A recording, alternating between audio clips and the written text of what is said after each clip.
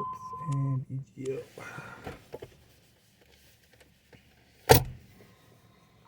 This is back. Okay.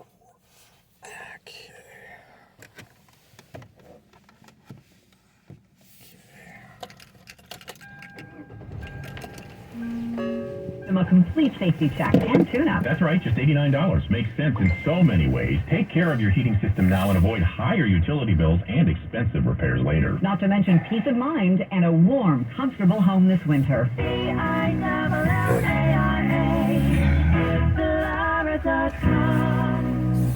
Thousands of stores across the country are pulling brand name cold and allergy products off the shelves. Why? Because an FDA advisory panel recently determined that a drug they contain, oral phenylephrine, is ineffective as a nasal decongestant.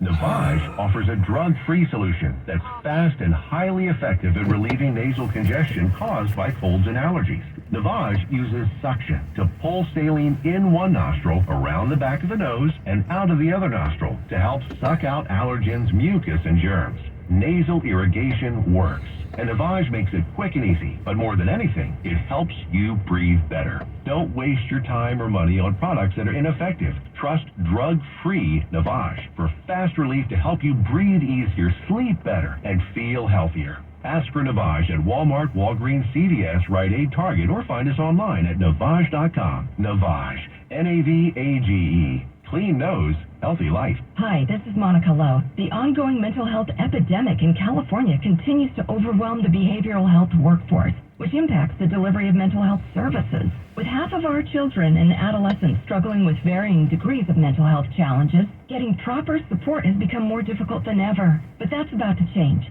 California is leading the way with a certified wellness coach profession to support schools and communities alike. It's time to spread the wellness. Sponsored by California Department of Healthcare Access and Information. KFBK Sacramento, KFBK FM, Paul and Fine. Local news, breaking news, traffic, and weather. KFBK, Sacramento's News Radio, 93.1 FM, 1530 AM. And good afternoon. It's 4 o'clock. I'm Mike Murray sitting in tonight for Kitty O'Neill with the KFBK Afternoon News on this Monday before Thanksgiving. Here are the stories now trending. Hostage negotiations nearing consensus as the war between Israel and Hamas rages on. A Sacramento City Councilman under investigation by the Federal Fair Practices Commission. And more delays for freeway travelers in the capital city. We have traffic and weather together, of course, every 10 minutes on KFBK News Radio. Here's Dana Hess. Thank you very much, and happy Monday, Mike. And right now, we have an accident still working westbound on 50, just west of 65th Street. A hit and run, no injuries there. And taking everybody up, looks like 26. And all lanes they are now saying are open, but traffic is backed up all the way to Watt at this time. It's very heavy as you go through that area. And traffic on the 10s every 10 minutes, mornings and afternoons. Dana Hess, KFBK News Radio, 93.1 FM, 1530 AM.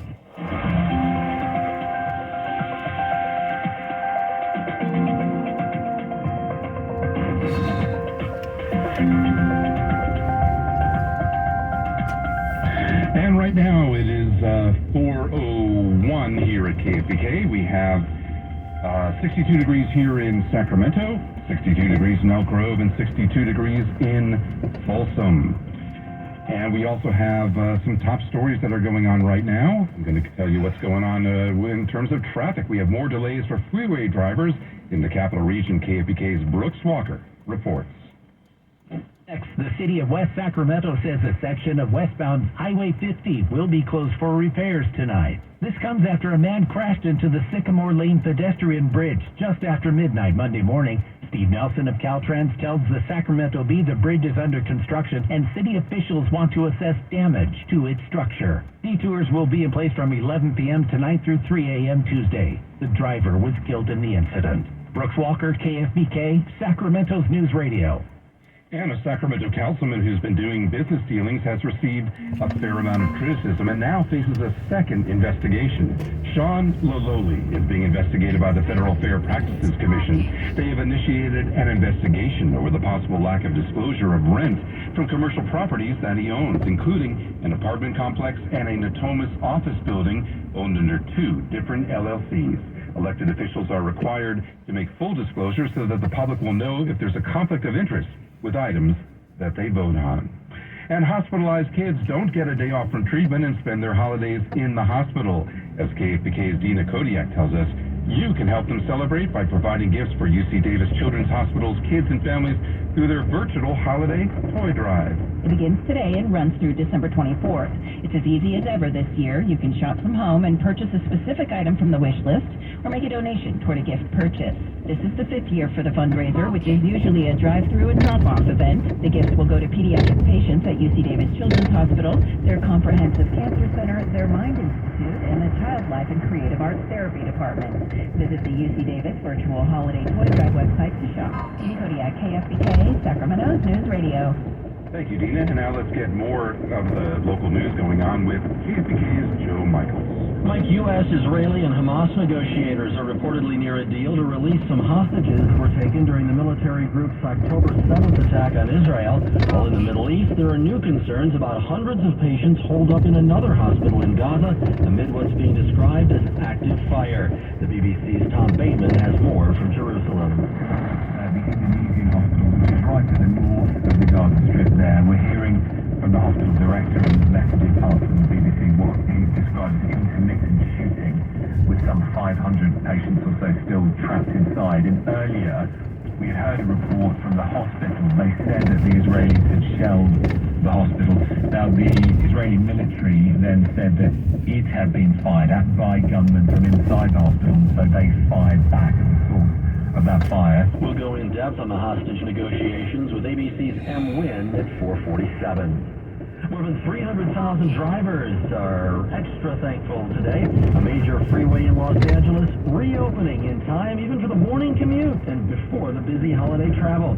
Traffic moving on all lanes of the I-10 last night, weeks ahead of schedule and just 8 days after it was damaged in fire.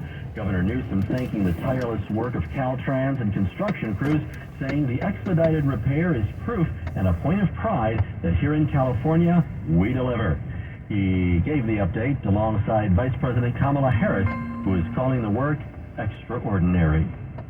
California is joining in a nationwide tribute to former First Lady Rosalind Carter. Governor Newsom saying she laid the foundation for much of the work California is doing today in mental health, caregiving, women's rights, and more. He posted on social media her incredible empathy and the millions she helped define her legacy.